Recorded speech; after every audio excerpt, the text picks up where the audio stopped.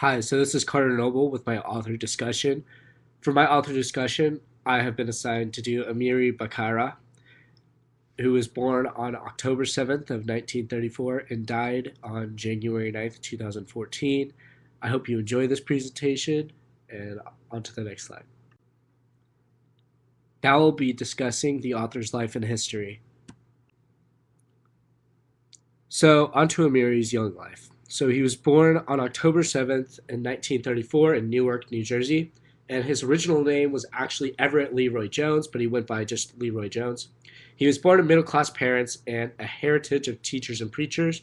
He excelled in school, graduating high school at age 15, but he was also a rebellious kid growing up. He was always, or he told people that he was always carrying around like a wine bottle of some sort like that. So his sense of unease, despite his success, shows why Bakara continues to adopt new and more daring roles throughout his life, which shaped him into the brilliant person and poet that he was. So basically, he uh, he was kind of just rebellious, and this kind of carried on his constant theme of creating controversy. He wasn't afraid to do things. So, onto Bakara's young adulthood. So, he first attended college at Rutgers for about a year, but then transferred into the historically Negro Howard University.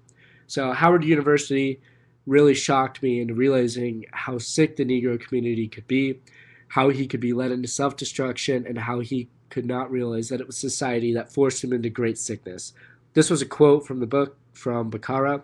Basically, Bakara was trying to say with this that the Negroes at the school, he could tell, like, they were so down on themselves because they were treated terribly by white people, obviously, and they kind of just adopted this great sickness. And Bakara kind of knew his self worth, so he was able to kind of look past of what people saw, and he just realized when he went to Howard uh, how his fellow peers didn't see this and just kind of adopted this great sickness.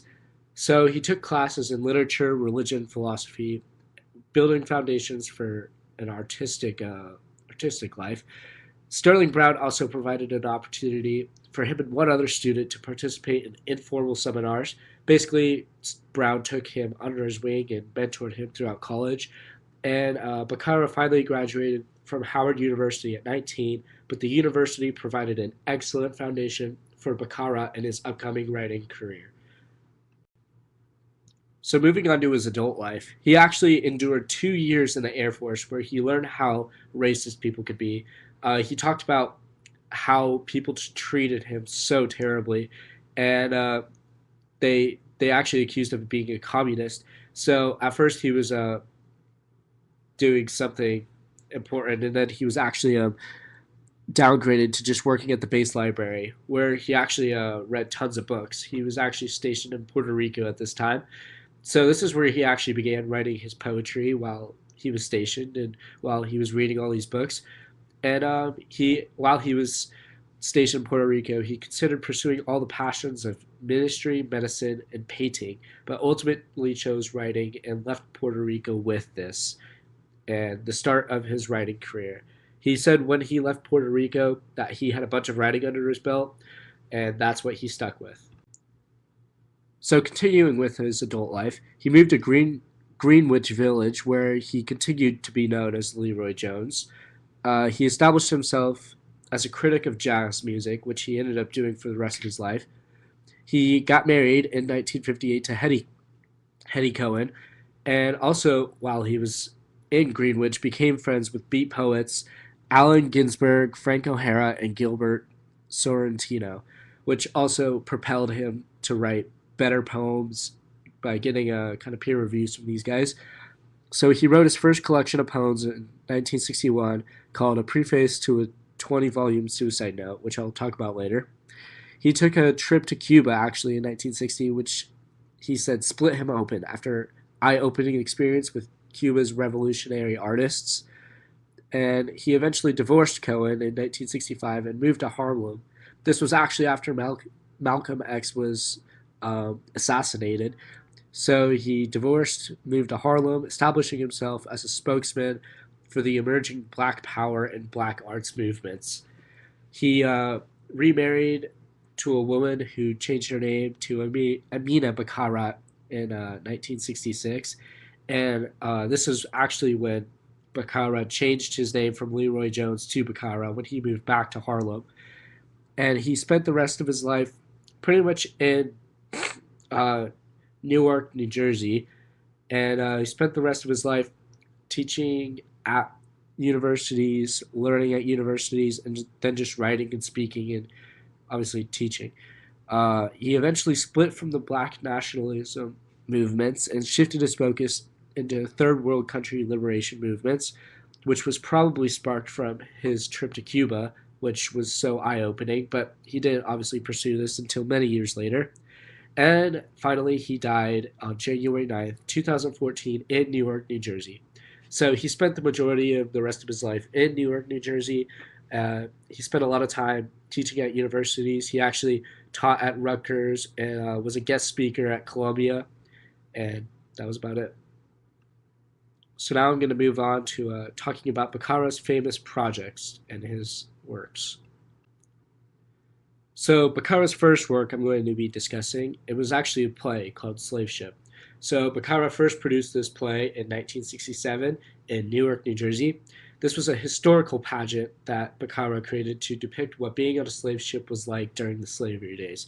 So obviously this was way past its time, but with all what was going on, he wanted to kind of depict what black people were still kind of feeling. So he used lighting, spells, music, and gestures, and audience participation to create the feeling of the slave ship. And the main purpose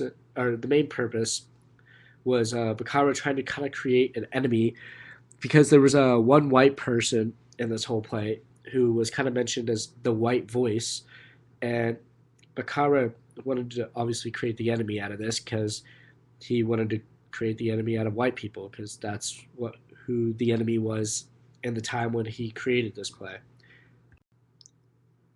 So the next work I'm going to be discussing of Bakara's is called Black Magic. So Black Magic was actually a collection of poems published by Bakara in 1969.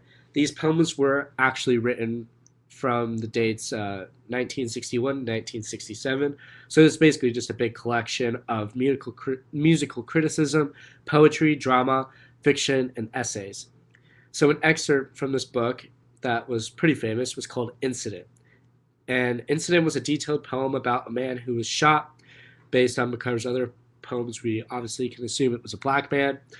Uh, After the very gruesome, detailed poem, he ended with the simple quote, "We know nothing." Basically, it was an extremely gruesome poem, how he discussed about, his soul and stuff. And in the end, they had no idea who shot this man. It was probably out of just pure hatred for a black man. And that's it.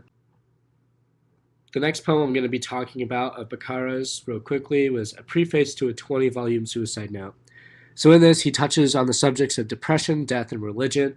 So the narrator is extremely dreary throughout this poem, and mentioning about the stars and how he counts only the holes that they leave now.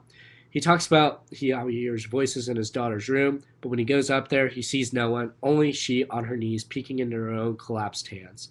This obviously represents her daughter praying, so this obviously took an unexpected bright turn because Bakara's daughter isn't dead, she was just praying.